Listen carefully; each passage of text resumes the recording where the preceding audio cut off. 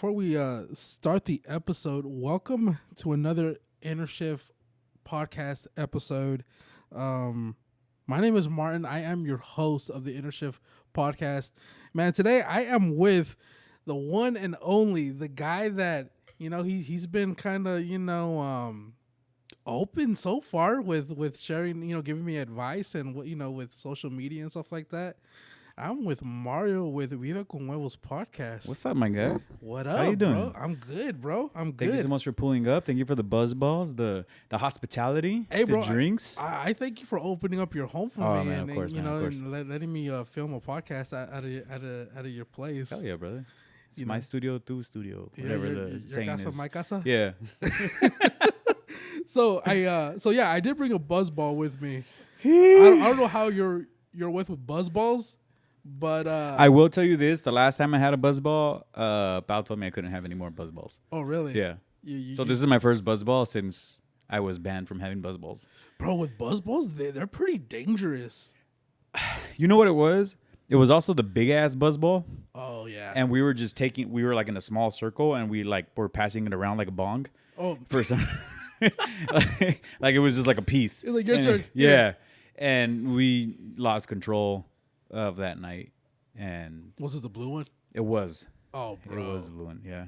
I think I can't go outside of blue for some reason.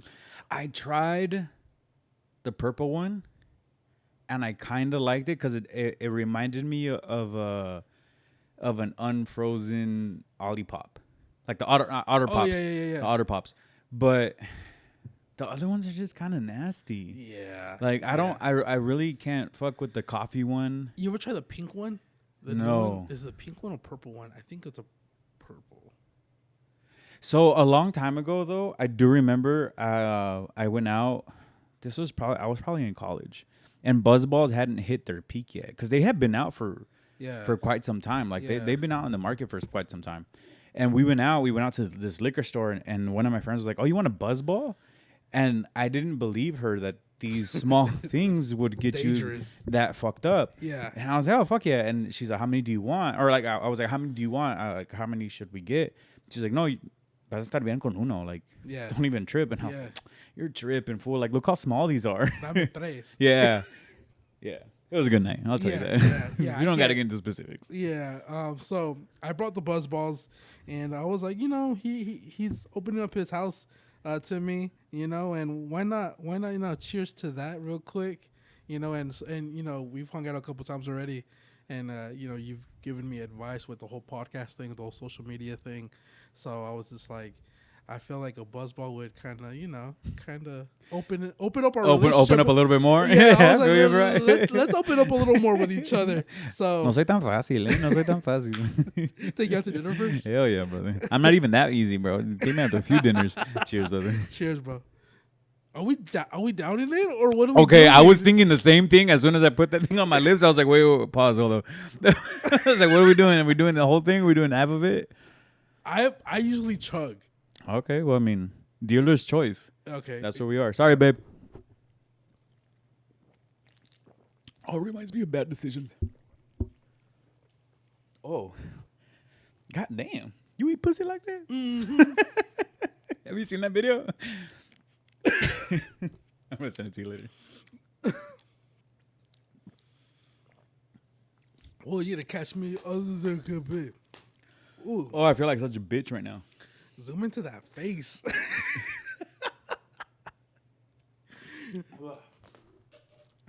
Well, Hey, we did it. so I kind of want to start off the conversation since it's the Inner Shift podcast. It's I keep repeating myself to guests, but I feel like people should know. I'm a sucker for deep conversations. So I feel like we were just talking about this earlier, how our culture doesn't really talk when it comes to like feelings, when it comes to explaining how we feel or what's going on in our lives. So I feel like making this podcast was like a way for me to sit down with people that I care about, that I look up to, that I can relate to. Well, I think it's not only that. I think it's just for so long, so many of us were afraid to put our feelings out because we were scared of like the judgment that would come by Yeah. of people judging you, right? Like, Mm-hmm. especially when it comes to like masculinity in our culture, as like I know, say as for lack of better terms, no seas puto or whatever. Yeah. It's just Yeah. like we just don't talk about our feelings that way. Yeah. It's a lot more feminine within our culture. And as of late, I feel like throughout these few years, I think like men's mental health or just mental health in general, it doesn't have to be men's mental health, Yeah. has become a lot more open within our community, just because we are trying to break those stereotypes and bring in a little bit more awareness to that, because we all somos traumados unidos. Yeah. Yeah. Yeah. So like for me, I feel like watching your content, watching, Vive con Huevos, you guys kind of talking, kind of, scratching that surface of mental awareness and stuff like that. I want to ask, like, where are you in that area? What do you think about mental, awareness and kind of talking about your feelings and stuff like that? If you would have asked Mario like a few years ago, I think that would have been a loaded question. Uh-huh. Because I think like a few years ago, like it would have been really taboo for me to be like, let me talk about my feelings. Yeah. Specifically because like I know so many of my family members like listen to my podcast, Mm-hmm. and it was like, well, why didn't you ever tell me you felt this way? So it was kind of like something you wouldn't have expected that would have come from the podcast. Yeah. But now that I'm putting like my feelings on, what's the saying? You put your feelings on your shoulder or whatever Yeah. that fucking saying is, I think if you obviously you're asking me now, but now I feel a lot more comfortable with it, because I feel like throughout the years since we started Vive con Huevos, I've found that a lot more people felt or feel the way that I used to feel. Yeah. So why can't I be that pillar or that person that someone looks up to that can say is like, well, if he's doing it, I can do it. Right. And ultimately, I think that was my goal when we started Vive con Huevos. It was like, si él puede, yo por qué no? Yeah. I feel like too. I mean, where were you growing up, or how was it growing up talking about? Okay, I'm my feelings, because you talk about right now, like it's you're barely talking about it. But Yeah. that shift, was it hard just because maybe the way you were raised in the household?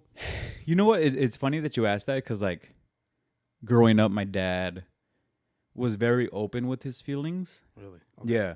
So I had the total opposite, I think, upbringing than a lot of the people that I grew up with. Like a lot of the people that I grew up with, like grew up in a very typical machista culture. Where like, and I'm not saying my dad wasn't machista. Like he had like little sprinklets every day, Yeah. but like he was still very in tune with his feelings. But I hid it a lot because I was very involved in like sports or Okay. things that were very masculine. And at the time, my coach for football was very masculine and very machista, where he was like, no, like, women are only there for your entertainment, Yeah. So I had like the angel and the devil, Mm. on Yeah. my shoulders, Yeah. where I was like, well, what can I talk about and what's appropriate, or what is acceptable in society, or is it what my coach is saying because that's what everybody is agreeing with, Yeah. or is it what I'm seeing at home, which is a little bit more softer and a little bit more acceptable. But also at the same time, I feel like my dad was battling with that. Uh-huh. So I felt like for the longest time, like the way I would communicate or the way like I would express myself or the way like I would tell people how I was feeling was just came off very mixed. Okay. Yeah. Yeah. Yeah, I for me, with having my dad was kind of like in and out of that father figure life for me. He had two separate families, right? Yeah. And then he kind of sorry for putting it out there, but he did, right? He has like 6 kids, but You know of. for real. But for me, like my mom was like the main where I looked up to, right? And so I felt like it was like you don't talk about how you feel, like as a man. Yeah. You don't do that, and her joke was, She passed away a couple years ago, but her thing was for me as a man, because I have two sisters, was you only get one hug a month. Okay. And so it's just like you want your one hug on the first of the month, like that's it. Yeah. And so it was hard for me to kind of show that love. Which is crazy because like my mom is very maternal. Really? Like if you talk to my mom and the way that I was brought up, like my mom was a very like emotional, supportive being. And like when it comes to like, except for example, like when it comes to me crying, like I joke around a lot on my podcast, like music makes me emotional and things like that because I feel like that's the only time that I can like really like release my emotions. Whenever I'm at a festival and I'm filled with vitamins, like I like to say, it's like the one time where I'm just like emotionally available. But when it comes to like everything else, I'm emotionally blocked. But when it came to my mom and like the way she would express her love was like she was very open. Like it didn't matter what you felt. It didn't matter the time of day. It didn't matter if you were angry or sad. It's like, just tell me how you feel because I'm going to embrace that feeling. And I'm going to try to do whatever I can in my power for you to not feel that way. So like whatever negativity that I was feeling, like she wanted to absorb that so I could just be positive and be happy. Right. Yeah. So I like really acknowledge and really embrace my mom in that way because like no matter what I was going through, she was always that person that would like absorb the negativity. Gotcha. Yeah. Gotcha. Yeah, man. It was kind of opposite for me. I feel like. Yeah.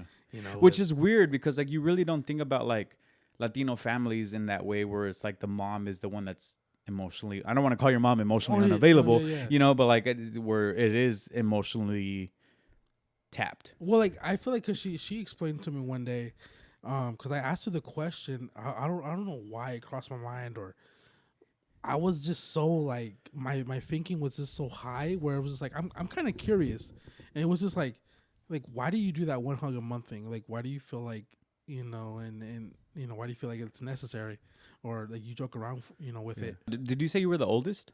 Mm-hmm. Yeah, it was probably that. You don't think that like exactly? That's exactly that. It was just like she explained to me like, well, you're the only boy, you're the oldest. You're somewhat the man of the house.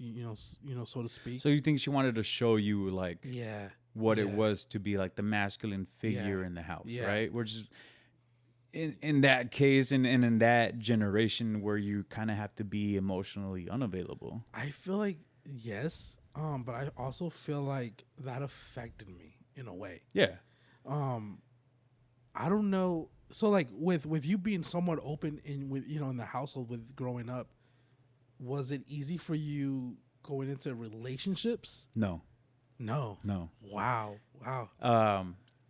I jokingly around with Bao always say that she's the one that brought out the emotional in me because I knew that like within our society and within our culture, it was frowned upon to kind of be a little bit more emotionally available. Right. Like the I love yous and the physical attention or whatever it is. So when it came to my relationships, I wasn't that way. Mm-hmm. I was more reserved.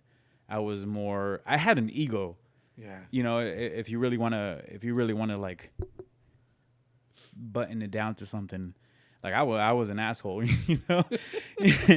and my mom at one day told me, she was like, mi casa parece pasarela, because I just didn't view relationships as something that I wanted in my life. Okay. But that is probably a little bit more deeper because that's more of like how I saw my parents' relationship. And I was like, well, if this is love, then like I don't want it. Like with their issues and things like that, the way you kind of see the way your uncles are, the way your family is. And like you jokingly around and said, yeah, your dad had two families. Like I grew up a lot around like people who had 2-3 different families. And I was like, you have your side chick, with 2 kids, and then you have somebody else with another kid, but you're still coming home to your wife and saying, I love you. Yeah. Like it was just all so confusing to me when at a vulnerable age where I was just so impressed, where I was just like, what is love? realistically. So I carried that throughout my relationships. And the relationship before I started dating Bao, I told myself, I'm no longer going to do this to myself.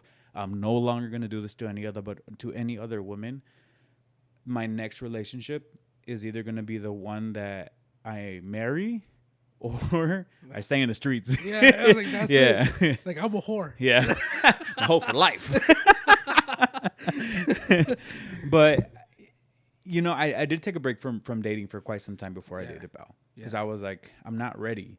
You know, and I also don't want to go into another relationship where I'm not fully committed and I'm not giving them my 100%, whether if it's emotionally, physically, everything, you know. I'm not giving myself 100% to them. Right. So, like, I don't even know how we got here, but the buzzball is fucking kicking in. But I think it is because I'm staring at you like, damn, bro. But I think all in all, I think is just when it comes down to like love and emotions, my upbringing was very confusing up until I started being open with how I actually felt and embracing who I am. And if that made me an emotional man, then fuck it, that's who I am. Like I don't give a two shits if I fucking cried during a set at Coachella or if the Lion King made me cry. You know, that's who I am truly internally. Yeah. And I'm gonna embrace it because those are my true feelings. And if it's something that I gotta work towards to like embrace, or if there's something deeper like I have to like figure out, then that's what I gotta do. You said Bao showed you the emotion side, right? Or how to be emotional. How was that? It goes back to me telling myself that my next relationship, I'm gonna be 100% dedicated to giving my all to that person, right? So when Bao and I first started dating, like we let it out all on the table. Daddy issues, mommy issues, financial problems. And I told myself, I was like, if she doesn't accept me for who I am right now, then that's it. Yeah. You know, it might seem extremist, but for me at the time, that's what I wanted. How old were you at this time? Shit. I was 24, 25. And to have that mindset already at that age is, I think, crazy. I'd gone through a lot. You know, well, I wouldn't say a lot because there's people out there that have gone through a lot more than what I went through. But I think just emotionally, I was a lot more open to wanting something a lot more deeper. And I was just kind of just done playing with the games and gastando dinero a lo pendejo, like going out and shelling out money. And then just kind of like weeding through women because it's like, do you want me because of my money or do you want me because like of me? Yeah. You know, so that initial date when I went out with Paulina, I told myself, I was like, I'm just going to let it all out at the table, all out on the table. And I told myself, it's like, if she doesn't like me for who I am or the baggage that I have, then that's it. You know, like it is what it is. Yeah.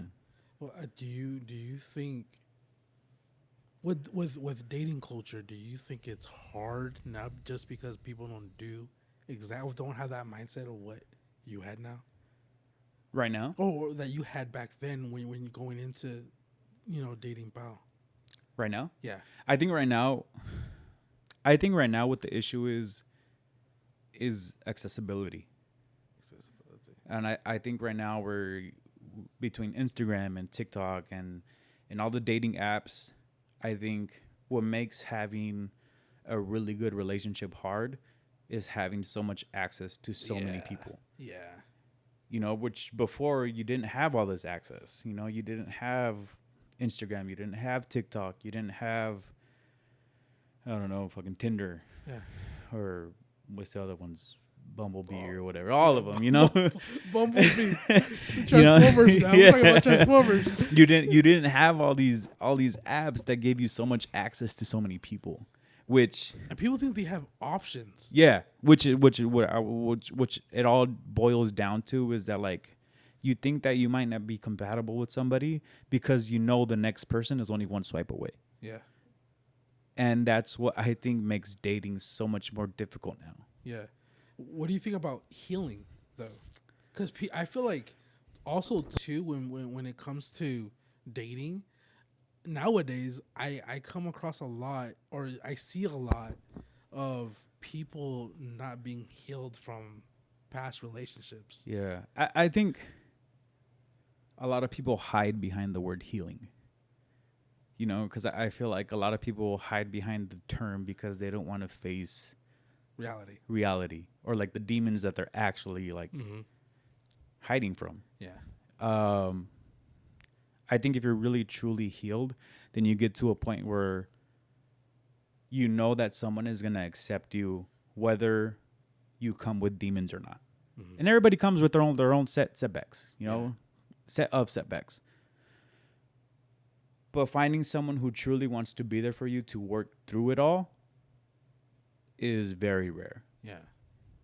But dating culture now, I think, really suffers because of how much accessibility we have to people around the world. Because it's not just wherever you are locally. Yeah. You know, the last time I was on Tinder, like you could pay for points to go to like another country.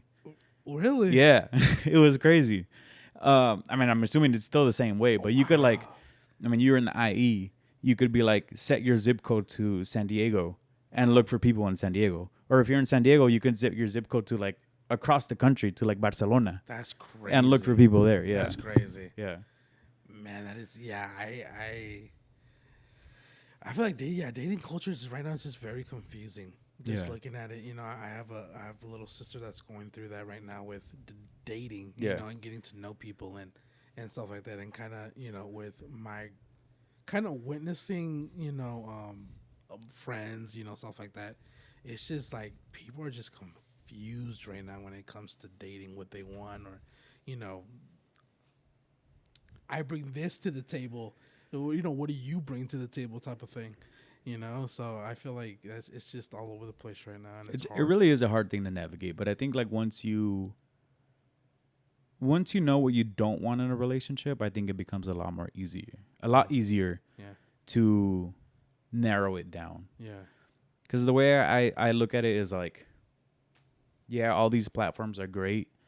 And if you are in the dating scene, they are great tools for you to have and enjoy. But it ultimately comes down to like who's willing to go through it with you. You know, like, yeah. Who was that example for you when growing up, where you're like, I kind of want to copy this relationship, or I kind of want it like this? Where did you or did you have an example growing up like that, or no? I think I had a pretty good example of what I didn't want in a relationship. You know, like I didn't want to be the typical machista Latino, you know, or I didn't want to be fighting all the time. Like I didn't want to hide things from my partner or come home and ocultar cosas. It was like, this is who I am. And like I said earlier, it's like, if you can accept me with my demons, then why not move forward with the relationship? Yeah. And that spoke a lot with Boud during our first date, where I laid everything out on the table. And she was okay with it. She was like, oh, I mean, we all have our demons to fight, and that's okay. You know, but so I never really, I can't really say like I love my parents and things like that. Like, but I really can't say like they were a really true figure of like what love is. Because I feel like a lot of people within our Latino community stay together for the kids, not because they really truly loved each other. And I'm not saying the way we did it was right, but the way Paulina and I dated was, we met, we dated for a little bit, we moved in together, and then we got engaged. Now we're having kids and stuff like that, which gave us the opportunity to kind of know each other on a different level, versus before, in a more traditional manner, you meet the person that you want to marry, you date, you get married, and then you move in together. Yeah. And then you kind of see what, like, how they are on their off time when they're not with you. At that point, it's already late. Yeah, and it's so late because, like, when you're on a date and you don't live together, you're performative. You know, like, you don't see each other for like hours or days. But when you live with each other, you see every single part of their day. When they wake up, when they go to work, when they come back, when they're tired, when they're frustrated, when they're happy. You see so many emotions that you really truly get to acknowledge every single part of them. Yeah. And I feel like we did that correctly. And maybe I'm wrong, maybe I'm right, to each their own, but like I feel like for us we did it correctly. Yeah. Yeah. I wanted to ask you, I mean you kind of went through it a little bit, but your upbringing as a kid, how was that? Very traditional. Yeah. Although like my dad did have like his non-traditional forms, it was still very like men have to work. Mm-hmm. Men are the providers. Women stay home. Ama de casas, they're the ones that cook, clean, take care of the kids. So I think in that aspect, it was very traditional. Okay. And then also my dad at the time when he started a business when I was very young. So I also like grew up working pretty young. So like that worth ethic was like a very strong driver within my life, and like having a strong worth ethic and that being kind of like the staple of what I bring into a relationship was very strong. Yeah. And your parents are from El Salvador. Yeah. Okay. Yeah, yeah. I feel like my dad's from Mexico, so like that that tradition line, I guess, kind of was just like, yeah, I'll take care of the girl, I'll take care of my girlfriend, my wife, and kind of work and do all that stuff. So I think we have that same, well, the culture, Yeah. right, of it. But I kind of want to, with social media, Yeah. right? You've been giving me advice the past month now about social media. I want to talk about kind of the relationships, because you hear Vive con Huevos podcast, and especially in the IE, Yeah. and they're like, "Oh, you got to San Diego, Yeah. right?" I was here maybe a couple months ago, Mm-hmm. and I took a video or something. I was at the beach, Mm-hmm. Sunset Cliff, I think it Yeah. was, and I took a video and kind of putting I'm in San Diego. The first few comments of that video that I posted on my story was, "You got to reach out to Mario from Miracle Huevos." Yeah. I was like, okay. and so at that point, at that time, I didn't really, we weren't really talking, Yeah. or we didn't know each other really. And I think I reached out right after. I think Andy, Yeah. Andy, Shout out right? Andy. Yeah. Shout out Andy. He hit me up and he was just like, you gotta reach out to Vive con Huevos. They're in San Diego. My question is, you have this respect with perfect example, Andy. Mm-hmm. What do you think that comes from in the social media realm? Especially the IE, people in the IE know you. Where do you think, or how do you think that happened? Where you hear the city of San Diego, you think Vive con Huevos. Where like how'd you do that? Where you built that loyalty and that trust with people in the social media realm? Well, first of all, I'm flattered because you don't get to hear that often, and like it's very it's heartwarming when you do hear it from people in the content space. But I mean, I think realistically, I think it all comes down, or it all boils down to being real, and having it, being genuine, being genuine and having a genuine heart. Because I think life teaches you who isn't real in your life, or life has a really good way of weeding people out that don't have the best intention for you, for your brand, or whatever it is, right? But I think when you go into these type of spaces with the intention of being genuine and the intention of helping people out without an ego, then I think that really translates in your work and the way people perceive you. Yeah. And I really carry that throughout what we do with the podcast and with the brand, regardless of who we meet and where we are. Like I really try to carry that respect for other people and their craft and what they do. And it doesn't matter to us, because as a group, I like to talk that it doesn't matter how many followers you have or what your engagement looks like. I think if you're not a real good person inside, then people can distinguish that and can read right through you or can see right through you. Mm-hmm. But when you come into a space with the genuine trying to help people, Mm-hmm. then people see that too, you know?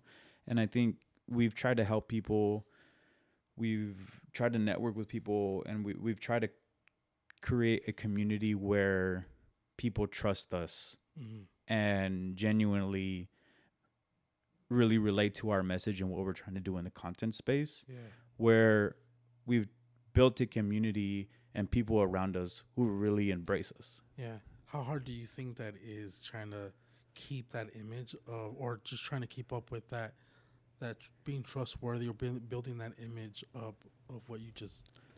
I don't think it's hard when it's in your nature to be genuine. Mm-hmm. What's really hard is, I think, this space really, it teaches you that, like, everybody, and we've talked about it, where everybody's friendly, but not everybody's going to be your friend. Mm-hmm. You know? And I've carried that throughout all the different spaces that I've been in. Yeah. But realistically, it's like I try to be friends with everybody, and like whether you have good intentions or not, then that's on you as a person. Right. And life is going to do its thing, and the universe is going to ultimately weed you out of my life if you're not doing any good for me. Yeah. Yeah, cuz for us personally, and I shout you out too. Like, we've been talking, like, the past month, we've been talking a lot, right? And you've been patient with me, you know, and kind of like with, like, I'll hit you up, right, with whatever, right? Yeah. And then, like, we've had this random conversation where you told me, you had mentioned, like, you have told me the same thing with, like, hey bro, like, you know, relationships here in the content world is, you know, it's you got to be weary. Hard. Yeah. And you just said, you basically just told me, like, you know, keep doing what you're doing. You're doing a great job. You know, you're proving it by, you know, the numbers that you're putting up. Just keep doing what you're doing. Keep going. And you know, hearing that from someone that has respect in the social media realm is just like, okay, I know I'm doing something right. Yeah. You know, when it's coming from you. And so, you know, shout you out for that, you know, and because, like you said, there's a lot of people that just talk to talk. Yeah, most definitely, and you'll get a lot of that within the industry, and it really sucks sometimes because people are and I don't blame them. You know, I think it's a double-edged sword, because, like, people who have the numbers and who have the engagement are a little higher than what we are. They obviously got there for a reason, you know, or they've worked their asses off to be at the place where they are. So I'm never going to take that away from them because they did the hard work to be where they are, right? So if you're seeing it from their angle, then it's really hard to trust people sometimes, because you don't know what someone's genuine intention is for you to have them, right? Or, like, to either have them on or to network with them. So you're kind of like seeing it as in a way of, like, do you want something from me, or are you really truly trying to be my friend? The flip side of that is, you know, you're a smaller creator and you want to network with these people because you do try to come in with this with genuine intentions, but you also don't know how you're coming off to them. So it's a double-edged sword, you know. I can see that, just because if I'm putting myself in their shoes, perfect example. So from 101, I in French, shout out to Saul. He took the time to put IE Spooks, shout out IE Spooks, on his channel, right? And it's so far in the last 3 years that I've been doing social media, it's been you and Saul that have taken the time really to, like, sort of take me under their wing, in a way, and kind of, like, give me advice on what to do, how to do this, how to do that, how to move around. And then like, if I put myself in his shoes, I'm thinking, is this guy serious? Yeah.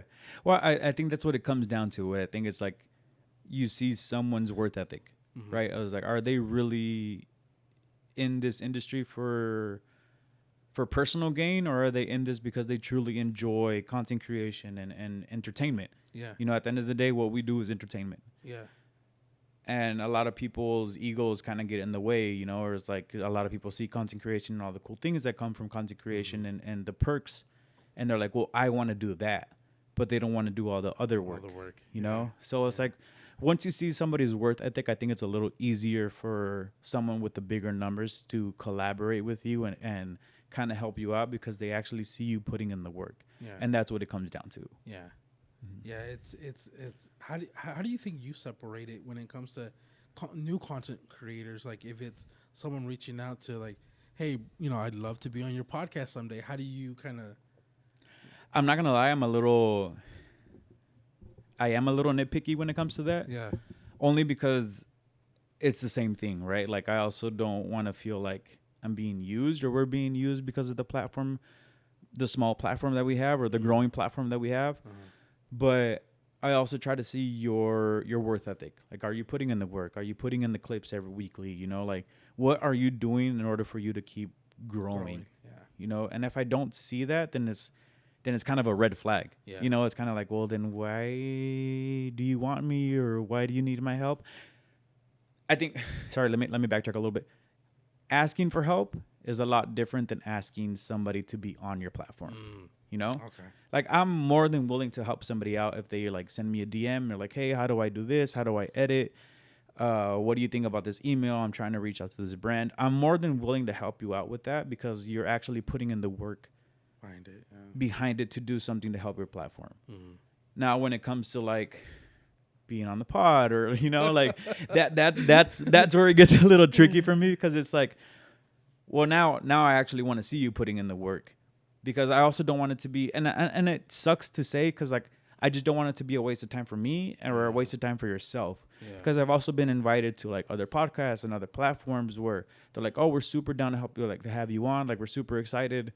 And then 2 months later, their podcast is nowhere to be found. Yeah. You know, so it's kind of like, you know, I've said this on a lot of different podcasts. It's like time and energy is the most expensive thing that you can give somebody.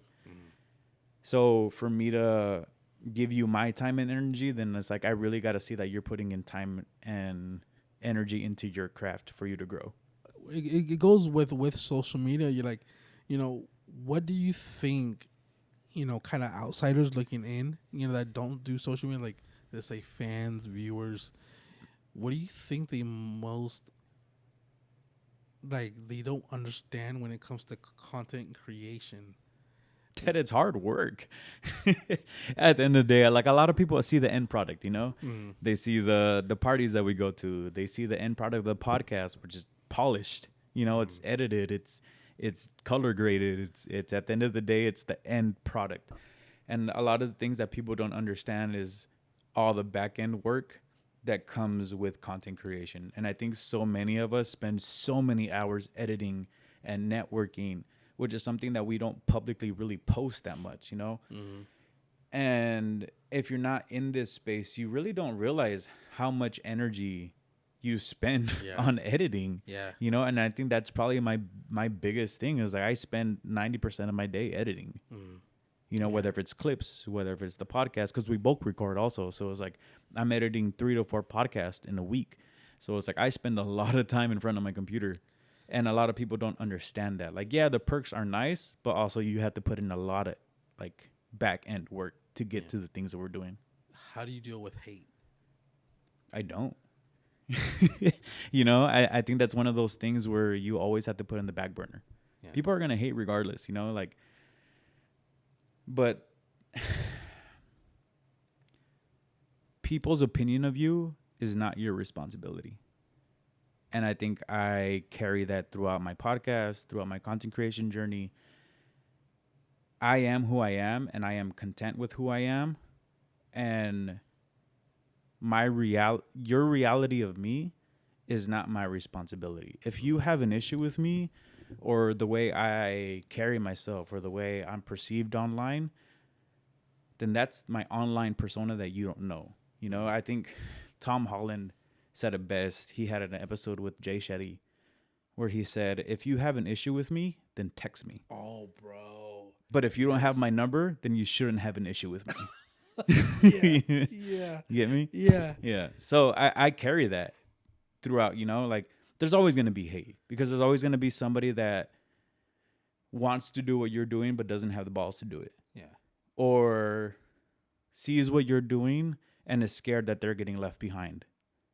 Or is scared that you're leaving them behind, because it can come down to like friends and family, and they're like, oh, they're están escalando, they're doing really cool things, they're getting invited to really cool events, they're getting a lot of online recognition, and they kind of feel like they're in the back burner. But like in reality, you're just doing what you got to do for yourself. Yeah. Yeah. Has there ever been a time the Vive con Huevos team has kind of shot, filmed an episode, and one of you guys kind of feel like, I don't want to put this out just because I'm scared of what others might think or how it may come across? I think we do a pretty good. A lot of the podcast is, or a lot of our podcast is 90% prep work. So a lot of what we say on the camera, a lot of what we say, everything that we say on the camera is prep work before. Okay.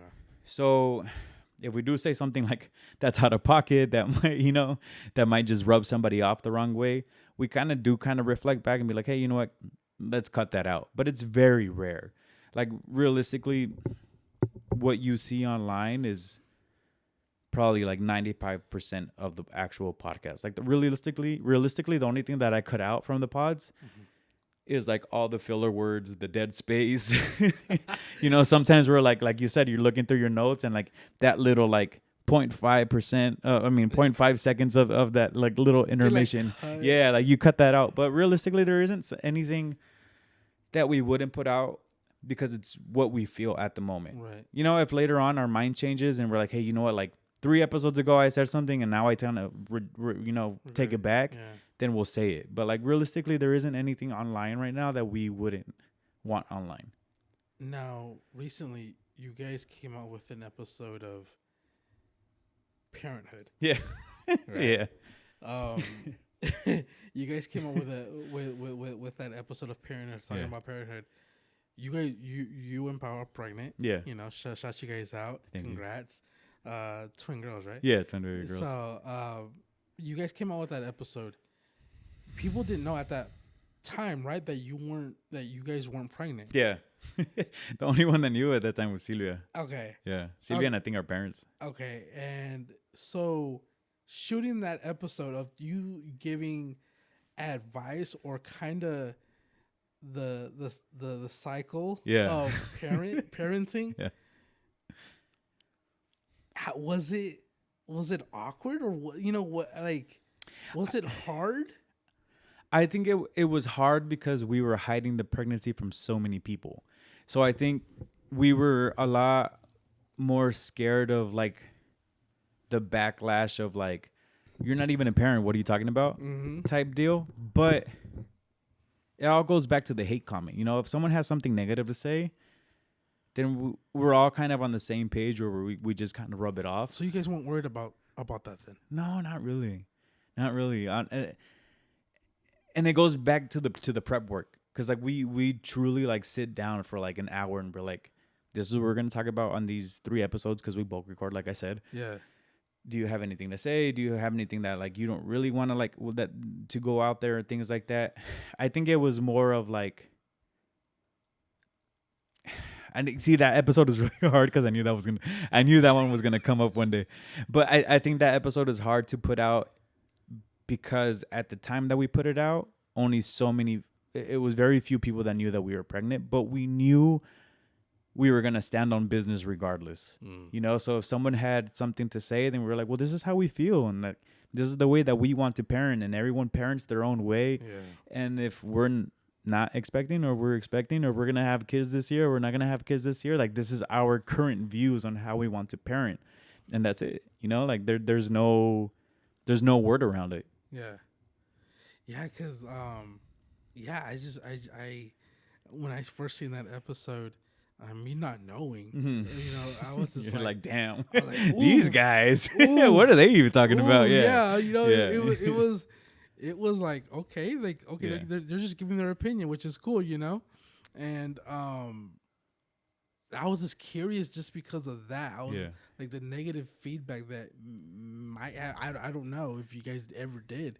You And know, publicly we don't receive a lot of negative feedback. It's all in the DMs. It's always in the yeah, fucking DMs. yeah, But we just rub it off, like if someone has something negative to say, it's like the only person that's in charge of that affecting you is yourself. right.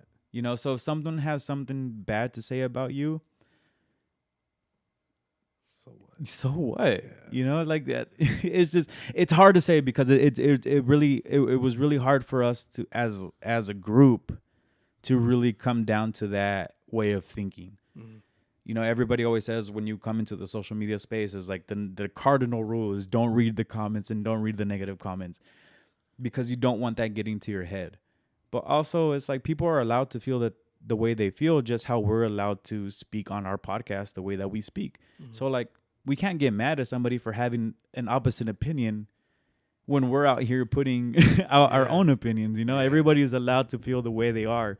So like whether you have a good or negative thing to say about our episode, it shouldn't rub us the wrong way because we stand 10 toes down on what we feel. And you are going to stand 10 toes down on the way that you feel, which is why you felt so inclined to send us that DM or that message or whatever it is. So it's like, let's just come to a mutual agreement to agree to disagree. Yeah. Yeah. Has there ever been a point during the social media while you're doing podcasting where you kind of wanted the team, you maybe wanted to call it, yeah, that's it? Oh, yeah, all the time. Yeah. All the fucking time. Is it because of the hate or is it just because life? I think just life. I think just life in general, like work gets in the way. Yeah. Obviously, we're monetizing, but not monetizing enough for it to be our full-time jobs. And I think once you put in all the editing hours and all the time networking, you kind of like, well, does it really make sense to continue, Or maybe you see an episode that flopped or that's not doing as good as you thought it was going to do.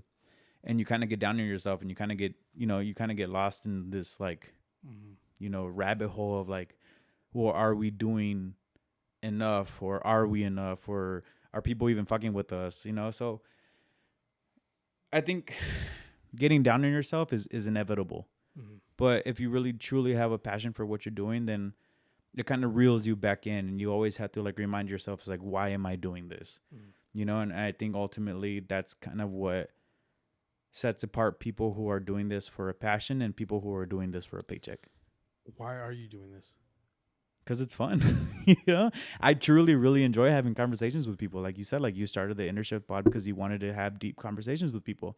And I think people always have something to say and then always want to listen to something, or like maybe sometimes you think you know somebody and because you've known them their whole life, but like realistically, maybe you hear a podcast and you're like, oh, I didn't know they thought that way. Yeah. Or they changed the perspective or somebody's perspective on the way they view life or their values. And it's fun, it's fun when you put on an episode and people are like, oh, I didn't even think about it this way. Or, ay, güey, estás bien pendejo por pensar así, que pinche mamón. It's dope having those conversations. And Paulina said it best in one of our past episodes where this is now our scrapbook. In a few years, hopefully YouTube never goes away, but like in a few years when my girls are older, like they can look back at all my episodes and be like, oh, the stupid shit that my dad said. I think that's so great. Yeah. Because I love photography and I love videography and I love documenting life. And I look back at the way that we were that we were brought up, and you think about like my dad had like the camcorder and all the old like the home videos and stuff like that. It is the feeling of nostalgia of like watching those videos and you kind of remembering how that felt and like how the room smelled and like your grandma or whatever it is, whatever that home video was. And that feeling that it kind of brings is like now we're doing that for our kids in a different way, and now we're documenting how we feel. And I mean, I love it, bro. It's like I do it because I really truly enjoy documenting my life and the way I feel and having these conversations. And so many oftentimes, like, how many times do you sit down with your homies and actually like have a conversation without your phone or without the distractions of outside life? Like you really don't do that. Yeah, I feel like nowadays too. Like if you're ever talking with your homie, you're kind of having a couple drinks, Yeah. right? But it's always you're just scratching the surface when you're talking to someone. If it was just you and I sitting down at a bar, it's always like, yeah, me and the wife, we're kind of having problems. What's the problem? Oh, we're just da, da, da, da, da. But it's never like deep, like, oh, like, bro, like I'm personally having this issue where, whatever it may be. Yeah. How do you deal with? Because you've been with Bella for how long? Oh shit. 8 years? 8 years. Yeah. In those 8 years, like I'm pretty sure you guys have had rough patches. How'd you push through those rough patches? I think it all boils down to our initial conversation when we started. It was like, I'm going to have a relationship where I'm not scared to tell her how I feel. So it's like, if I'm having a shitty day, then she's going to, not that she's going to know, like in a bad way, but like, let's say I'm having a really bad day, right? That affects all your relationships. That affects your personal relationship with yourself, because like you're kind of getting down on yourself. That affects your emotional, your relationship with your partner, your romantic relationship, because like you're coming home in a shitty ass mood, and like it's not necessarily that you have a bad relationship, you're just having a shitty day.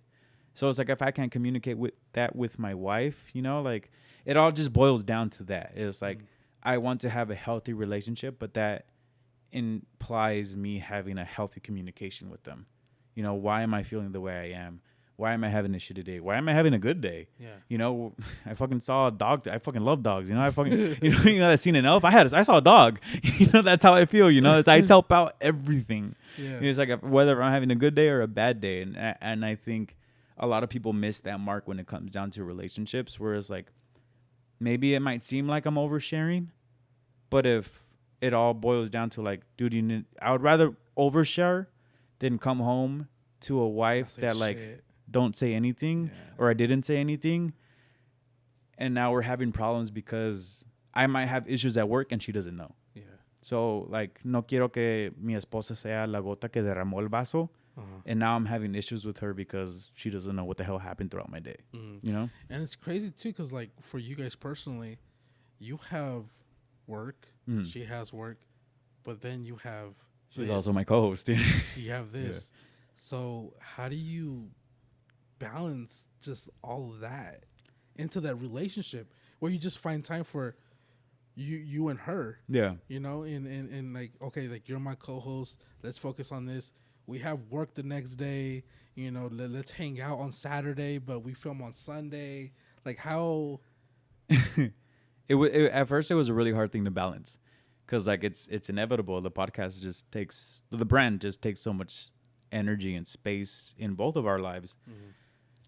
But having dedicated times and days where you're like, today we're not going to talk about shit about Vive con Huevos. Like, Vive con Huevos is on the back burner. I don't even want to hear about it. Fuck your mics. Fuck your camera. Fuck all your guests. It's like, today we're just going to focus on ourselves and just talk about random things, or maybe things that we haven't talked about, how we're feeling. Because you never know. Like, sometimes there's been days where it's like, I don't remember why I had a shitty week, or maybe something that I felt throughout the week. And we go on a date and it doesn't even have to be like a expensive date. Like, sometimes we just go out to like watch the sunset or something, grab a box of pizza and just go sit at Sunset Cliffs. And you kind of just start like recapping your week, and you're like, oh shit, I didn't tell you about this. Let's go down this rabbit hole. So it's like, It's like having time blocks for your relationship. You know, you have time blocks for work where I'm going to do like whatever, like office work at this time. I'm going to do all the grunt work at this time. Yeah. It's kind of like doing the same thing in your relationship where it's like, okay, let's talk about Vive con Huevos for 45 minutes because I need to get this out the way, or a guest is coming and we got to brief real quick. Yeah. But the rest of the day is just us and like Right. bullshit talk. Yeah. You know, and it was hard. It was Yeah. hard. I'm not going to lie. It was hard because it does consume so much of my life and hers too. But like, I think it would have hurt us more if Vive con Huevos was a lot more prominent in our lives. Yeah. Vive con Huevos is a lot less prominent in our lives than you would think. Yeah. Now, I you know, shout out to my girl. She's 100% supportive of, you know, me doing social media and stuff like that, right? And doing IE Spooks and now the Inner Chef getting it going. You know, when you brought up Vive con Huevos with Bao, what was that conversation like? Like, how did that come up? What was her response? What was her thinking behind all this? You know, it's funny because like Vive con Huevos, like I said, like I mentioned, it started as a clothing brand. Mm-hmm.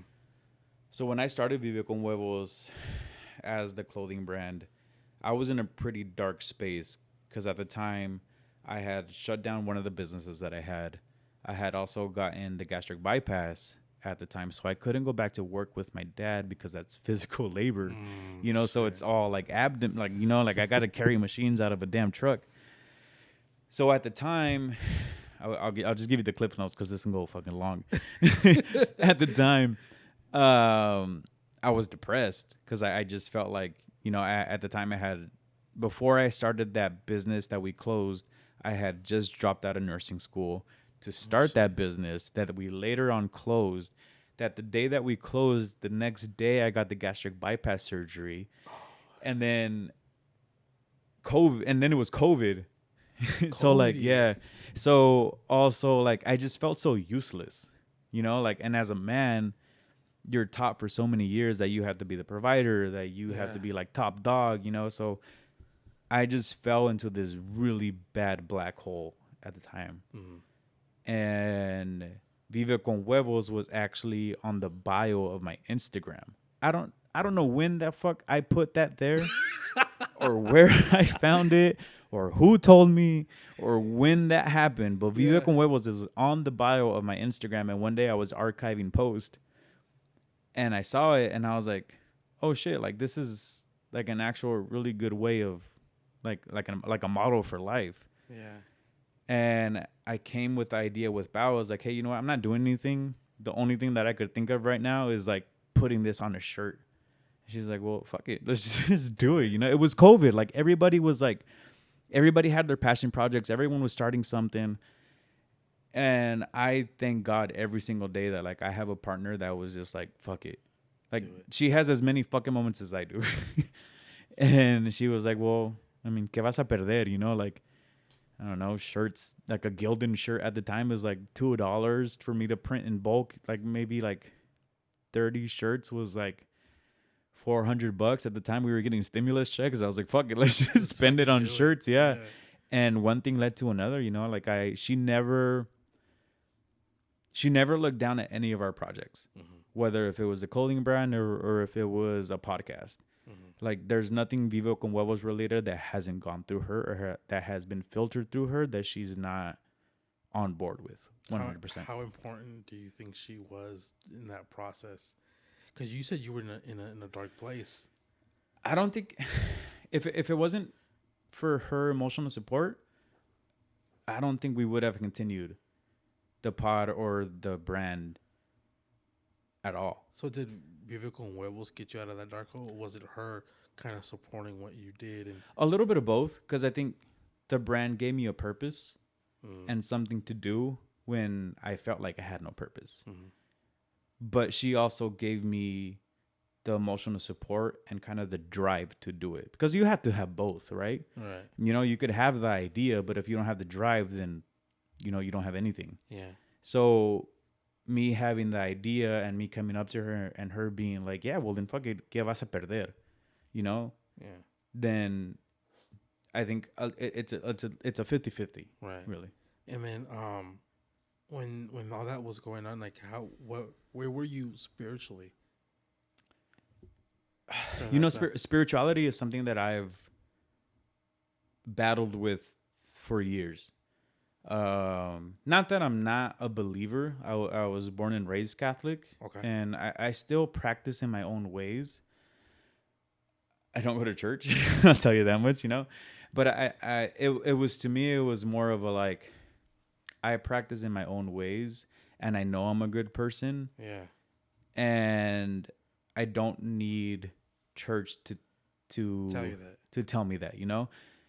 Plus, also Sunday is my only day off, you know. So it's like that 1 hour me cuesta, güey, me cuesta, you know. But also, I think my internal battle was more of like, I grew up around a lot of people that claimed to be Catholic or Christian, but behind closed doors, they were, you know, cheating on their wives. They were I, beating their wives. They had other families, you know. So it was always that like, yeah, I wanted to ask you that. That was my next question. mhm. Was like growing up with, your parents. Were you raised in church, or like were you taught like, hey, mijo, like God this, God that. Yeah. You know what I mean? Funny enough, I grew up very privileged. I'll tell you that. Okay. And I did go to private school my entire life, actually. Okay. So, you know, since preschool until I finished high school, I was in a private school. So I would Wow. go to I would go to merch. I would go to church at least once a week, every single week for the entirety of my life, if not twice a week. You know, I would Yeah. go to church once a week with my school, and then on Sundays with my parents. And also, I think that also had something to do with the way I practice now. Whereas, like, I feel like I went to church for the remainder of my life. For the amount of times I You're went like, to yeah. church growing up, I was like, yeah, I'm churched out, you know. Um, so I think it was once I started kind of realizing how people kind of live their lives, where I was just kind of like confused. I was like, well, our Catholic faith is telling us to live one way, but so many people are fucking living the total opposite way. In that 1 hour of church, all of a sudden everybody is a fucking saint. Yeah. Where it kind of just became like, well, why am I going? Mm-hmm. You know, if I know I'm a good person and I practice my faith and I give to my community and stuff like that, like why isn't that sufficient? You know. Yeah. Now I know there's gonna be responses to that, and like, you know, like there's gonna be people that was like, well, you need to go because you need to hear the word, and you never know, well, like, que vas a escuchar en la misa that might speak to you. But also, it's my Sunday, dog. Yeah. You know, like I want Yeah. to go to a coffee shop with my girl. I want to go be No, lazy. for real. No, Yeah. how do you talking about that? How do you reconnect with yourself mentally? Is there ever a a day or a time or a moment like if you? I think I heard you say this one time too during a podcast episode. Is when you're driving is when you have that time to really Yeah. to yourself, where you're kind of like, okay, I'm gonna use this driving time to reconnect with myself. I do. Yeah. I also like there are times when I'm working where like uh, I do spend a lot of time with myself and a lot of time of like self-reflection, but I Mhm. do use a lot of the time when I'm driving because I do spend like I'm in customer service and I'm, you know, like I'm talking to people all That shit's fucking day. draining. It is, you know, and you kind of have that like that switch, that customer service switch, you know, where Mm. you got to be proper and you got to like Yeah. you know, whatever, you Yeah. know. Customer service is a whole other podcast. But but when I'm in my car, then it's kind of like, okay, let's reflect on the day, like what could I have done better? Where did I fuck up? You know, like you got to have that time with yourself to kind of like reflect on what you've done in a good way and a bad way, Mhm. and like how can you improve as a person. Right. But I do use a lot of that time in my car alone. Sometimes I text Pal or I'll call her and I tell her, like, because I only live like, I think it was like 10 minutes away from my parents Oh. from where I live. So it's like my drive home is like 5 seconds. This is like, it takes me like, it doesn't even take me that long. Sometimes I call Pal and I'm like, hey, I'm outside, but I just really need to sit here for like 5 minutes, Yeah. you know, and kind of Yeah. unwind Yeah. and not bring a lot of the stress from work home. And I use that time to just kind of unwind, reflect, and just kind of bring it all back. Yeah. Like, and if you're asking me, like, as in my faith, like how do I kind of come back? I don't know. I think that one's difficult. I've never actually like thought about it, you know? Like I just always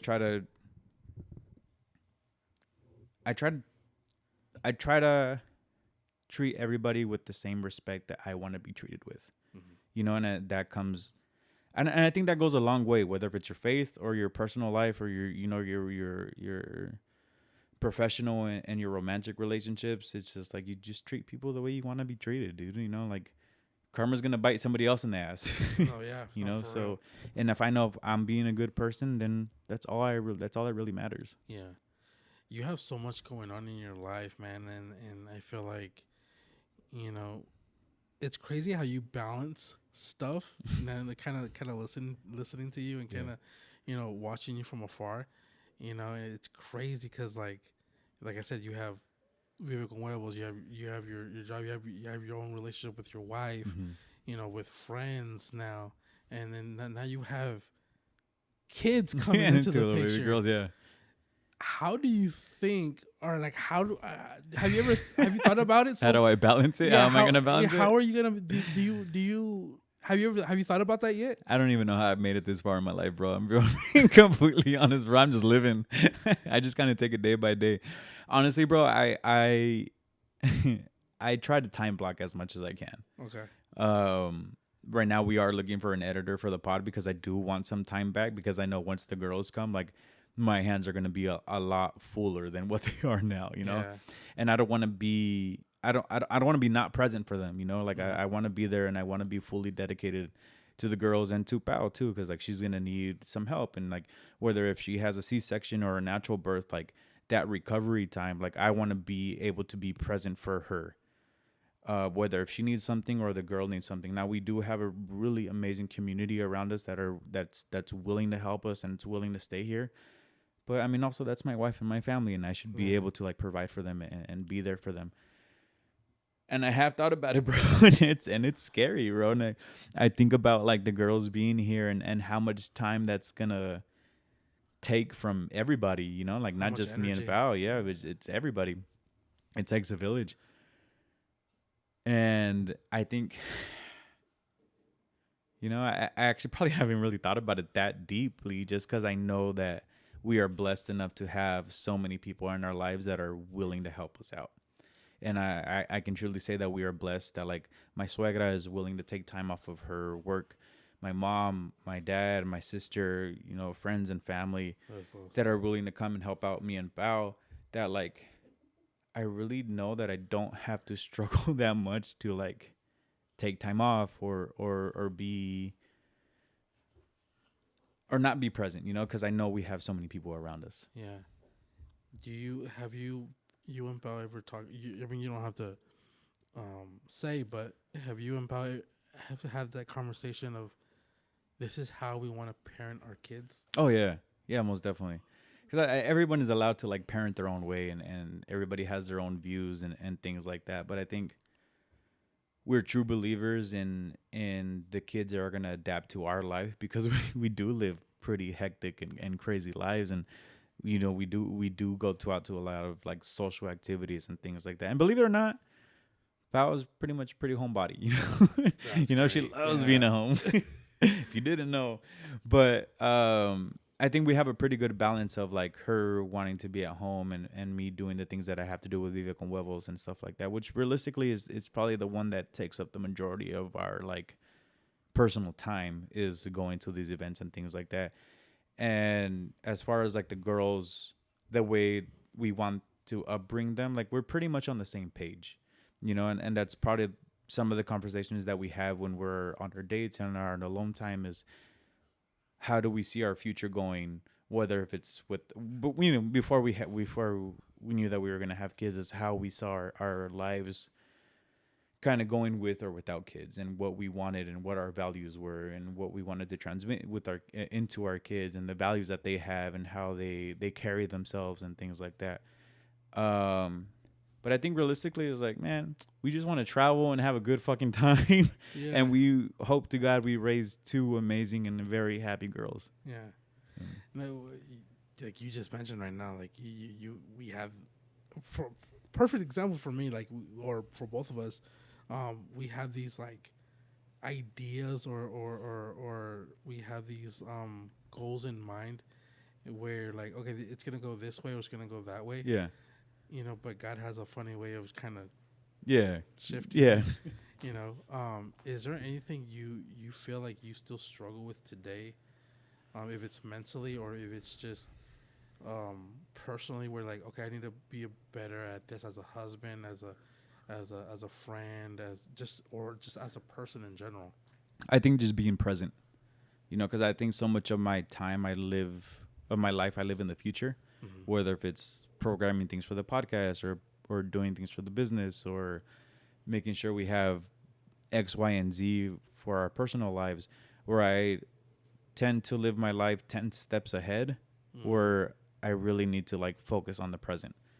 And I think that's what I battle with. And I've always battled with a lot because I say this in and out of the podcast where I really struggle with being present because I'm always focused on what's next. Mm-hmm. And I think dialing it down once maybe but I'm trying to do it before the girls get here, which I have like 2 months left. So I'm kind of fucked. Dude, But that's crazy. How like they're fast. almost here, bro. They're That's almost how here. fast. But I think trying to like dial it down where me being a lot more involved in the present rather than the future is something that I really need to like focus on and work on. Yeah. Well, just a few more questions. I kind of want to just kind of get through with you, and it's the first question would be, is there anything in life you regret? Funny enough, I was just talking to my dad about this today. Is maybe not finishing nursing. Really? Yeah, because I think it's just something that we're like I can fall back on. Like business is just it's so finicky, right? Content creation can be so finicky. You could be up in clouds one day and you can be canceled the next day. Yeah. But I think it's just not having something where I can fall back on financially. Jobs are out there, but like if you have something sturdy as far as I did, like as far as like the nursing, then that's where I'm like, fuck, maybe I should have finished it, But other than that, man, I really try to like live by my name, live by the brand and like Vive con Huevos, and like I made the choices that I made, and I'm gonna grab life by the horns and just write it out, and not live with any regrets, because that's what I wanted at the moment. That's the way I felt at the moment. And that's what I felt was right for the time. And it is what it is. I got to live with the repercussions. But yeah, I had a good fucking time. I'll tell you that, So as far as like living with regrets, I think that's my only like biggest life regret right now, is not having something to like professionally fall back on if something goes rough. Because like you said, like I said, business is finicky. Something could happen to me. And it's like I don't have the support financially if something goes wrong. It's just like everything kind of just depends on me and what I'm doing to prepare myself for the future. Right. And the thing you're most proud of, what do you think that would be for yourself? I think if you ask me on a deeper level, I think it's just breaking the norms, and breaking kind of like those generational curses and those taboo moments and these taboo conversations, where I'm not afraid to have these anymore, or I don't think that it's gonna be frowned upon or looked down upon, or you're gonna be looked at it a certain way. I think it's just being able to work on myself on a personal level where I'm comfortable with my masculinity, and being able to have conversations where I could be looked at differently, when it came down to a few years ago. Yeah. And I can talk about life, and I can talk about love, and I can talk about sex and drugs and whatever the topic of conversation is, without being looked at as like, I don't want to say the term gay, but we can bleep that out. But it is what it is. Like mucha gente, muchos papás o muchos de los hombres en nuestra familia didn't talk about these things because they were looked at as like something feminine, Yeah. you know, or, you know, you're not supposed to have feelings. You're just supposed to work and that's it. Mm-hmm. And I think me being able to work on that and me being comfortable with having these type of conversations is something that as a man you should be proud of. Yeah. And now I'm bringing two beautiful girls into this world where I don't want them to be afraid to express themselves or be afraid of telling a man how the fuck they feel or what they want or what they think that they deserve in this world. They deserve the fucking world. Yeah. You know, and I think me being able to express the way I feel really brings that, really wraps that around into like how I want to bring the girls into this world. Yeah. And I think now that's kind of like my mission is how I want the girls to perceive what a man should be. Mm-hmm. You know, a man should be not only a protector and not only someone that provides, but also someone that you can come to and not be afraid of the repercussions of the way you feel. Or if they, you know, we talk so much about love languages. Mm-hmm. And so many women are afraid to like tell their man, like, you're not loving me correctly. Yeah. You know, it's like, no, I want my girls to feel like they have that power. It's funny that you say that just because my girl and I were having this conversation. She probably won't realize we're having this conversation. But we're having this conversation. She's watching right now. But we're talking about love languages. Mm-hmm. And we were talking about adjusting to our love languages. Now, there's 5 love languages. Yeah. Right? And I threw up the example with her with it's like filling up I always use this example. It's like filling up a car with gas, right? With the love language with a person, it could be with a friendship too. You're filling them up with their love language with, let's say, with the car, gas. Mm-hmm. Your love language is the gas, right? And so, in the relationship, you have to adjust to your love language. If you're not adjusting, you're not filling up the other person with the gas, Mm-hmm. right? If that gas goes on E, it stops. Mm-hmm. You stop communicating. You stop receiving their love just because I'm giving you my love language, which is touch, but you like gifts. Mm-hmm. I have to adjust to giving you gifts because that's your love language. And the same thing with you, with me. You like gifts. It doesn't mean you give me gifts. You touch. Right. Yeah. Yeah. So was it hard for you guys, for example, you and Pao, for that love language to kind of adjust to each other's love language and be like, well, mine's, words of affirmation. Like It still is. It still is. Only because you forget. Because like you said, like, your love language and you've known yourself for, in my case, 33 years. Mm-hmm. I've known Pao for 8. So I know what my love language is. So it's still a difficult thing for me to, and I think for a lot of people to kind of reel yourself back in to be like, this is what my partner likes. Mm-hmm. Because so oftentimes we like to love people the way that we like to be loved. And sometimes we do tend to forget, but it's just setting those like simple reminders, Mm-hmm. like Bao really loves gifts. Mm-hmm. Los detalles, it's like, it could be a fucking Snickers that I saw at the gas station when I went to go fill up today. Yeah. But I thought about her in that split moment. I thought, oh, she likes Snickers. I'm just going to buy this little trinket and come home with it, right? So it's a bit of an adjustment, but it goes back to the conversation: is a relationship 50-50 or is it 100-100? You're not going to give somebody 50% of 100% of your love, right? So you kind of have to remind yourself that, like, I'm going to love this person 100%.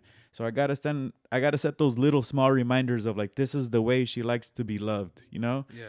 And whether if it's putting a sticky note so you remember, or like setting a reminder on your phone, like I have a reminder on my phone a week before my anniversary to be like, no se te olvide, cabrón. I have, and then the day before, and like 30 minutes before the day ends and stuff like that, because I know myself. And that's probably the biggest part, is knowing yourself, and the way you think and the way your mind works and the reminders that you may need, you know? Now, some people might be watching this right Mm. now and thinking, well, I'm not gonna change me. Mm. You know, I'm not gonna change who I am. Do you, what would you say to a person that might be thinking that? You're going to find a person that's going to think the same way, and you're going to, you know, it's, Because you have to adjust. you have to adjust, you know? Eh, well, maybe you don't have to adjust. I think there's always going to be somebody out there. There's always somebody out there for somebody, right? Mhm. So if you feel like you don't have to adjust for your partner, then maybe there's a partner out there that thinks the same way, that I don't have to adjust for you, you know, and maybe you're comfortable with that. But I think ultimately you have to be okay with, you have to be okay with the way you want to be loved. And if the trinkets and the little, you know, detallitos is what you want, then don't settle for less. Mhm. And if you find somebody that you think you love, but they're not meeting those small requirements, then ultimately those small requirements is going to become a big thing. So are you ready for that? Or are you going to accept the person because they forget? You know, does that make sense? Like, you know, like, yeah, you know, they're forgetful and you know they're not going to love you the way they are, but does everything else that they come with kind of overpower that? right, Or is that one little thing going to bug you? right. Because that one little thing could also be like, "Gota que derramó el vaso," and you could be 6 months into the relationship and be like, damn, this guy has never brought me fucking flowers, you know? Or, hey, this guy has never brought me flowers, but he's also driving from the IE to San Diego and every single weekend, and he's spending his time and his money and his energy to come over here to come visit me, you know? No shade. I don't know if that's what's happening. Tell her. But, you know, like, it's just like those things to, like, I'm not saying you have to settle, but it's also something that you could work on, right? Right. Like maybe later on you could move to San Diego, or when you do move to San Diego, because, you know, San Diego, we're a lot better over here. Then maybe you move over here, and maybe you do work on the detalles, you know, because you're already here and your mind isn't on like, fuck, I got to move over there, or I got to go over there every weekend or whatever it is. Now my mind is on, she likes the Snickers, let me get it because I'm already here. Yeah. You know? Yeah. So I think it's just to each their own, but it's really like, what are you willing to settle on? Mm-hmm. Or how much are you willing to like give and take? Right. Now, kind of just, wrapping it up here now, my last question would be like, if when people leave this episode, what's one message you would want them to kind of stay with in this episode?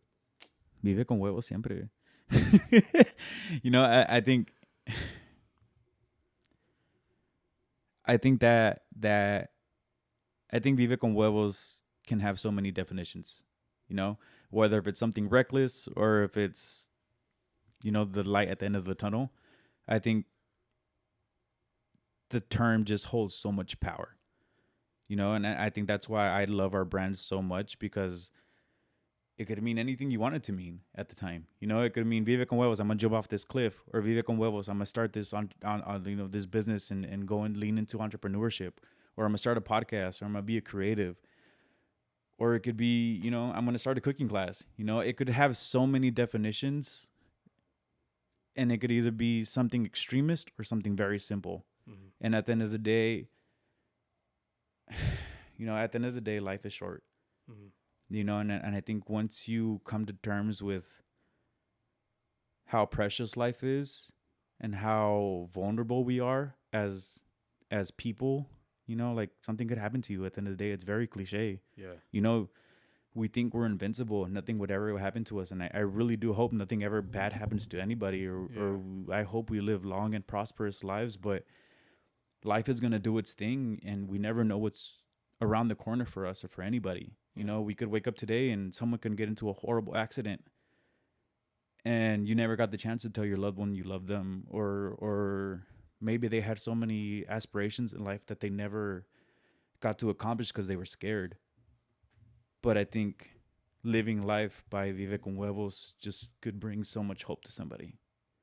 And that's kind of the reason why we started the brand. And and why we continue to do the things that we do, because we want to give that message and that light to somebody that you are enough, life is precious, and just do the things that you want to do because life is short.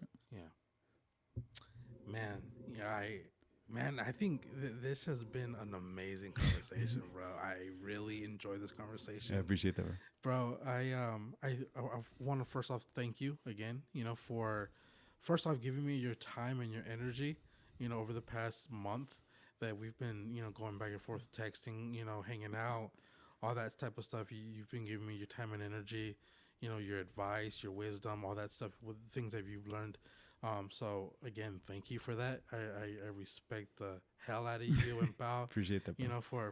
For doing, what you guys have done the past month and giving me your time, and kind of giving me the insights of social media. And again, thank you for tonight. Thank you for opening up your house and letting me host my podcast on here. No, I mean, it means a lot, realistically, bro. I mean, honestly, it means the world to us whenever any of us get invited to a podcast, because it just means that what we're doing is reaching places and we're affecting somebody in some sort of way. Yeah, but at the same time, like, I don't take it for granted just because you could have been like, "Hey, bro, figure it out. Like, I'll come on, but I'll meet you at a Starbucks or something." Yeah, nah, bro. I think success is in collaboration. Yeah. And there was a time and moment where I needed somebody's help, and maybe I didn't know how to figure it out, or I had just so many questions about how to like go about this content creation life, and no one answered my DMs and no one answered my questions, and I kind of just had to figure it out. And I think if I could be just that one person to give you that kind of light to continue, because you have the spark, everybody that wants to do this thing, they want to do it for a reason, but I'm not going to be the one person to dim your light. Yeah. I'm not going to be that one person I'm not going to be your origin story. I'm not going to be the person that's like, damn, fuck that guy from Viva Con Huevos. This is why I'm doing what I'm not going to be that person, because we were all there at one point. We all started from the bottom. None of us had the big numbers or the following or the engagement or the views. We all started from zero. Yeah. And for me to be that one person to be like, nah, because my ego's too big, that's a dick move on my part. And that's a dick move on anybody's part, really, bro. Because there's enough views, there's enough people in this world to go around. Yeah. And if you have the energy and the creativity to want to keep going with this, and this is your passion project, why not share the wisdom that I have with you? Yeah. Yeah. Mm-hmm. Well, again, thank you, bro, for doing this. Thank you for jumping on the episode. I call them the Innership Squad. Yeah. Let the Innership Squad know where they can find you, your podcast, all your social medias, all that stuff. Yeah, bro. So everything is linked. Vive con Huevos on everything: TikTok, Instagram, YouTube. If there's no other way that you can't find us, bro, just Vive con Huevos. You'll see our 3 beautiful faces on there. Yeah. Make sure to like, subscribe. Make sure to subscribe to the Innership Pod. Every single thing, every single like, every single thumbs up helps. And we drop at least, luckily, as of now, we've been pretty good about dropping every Wednesday. But we do drop every Wednesday at 5:30. Shout out Andy for being that one person that hits us up at 5:30 in the morning. Let's go, Andy.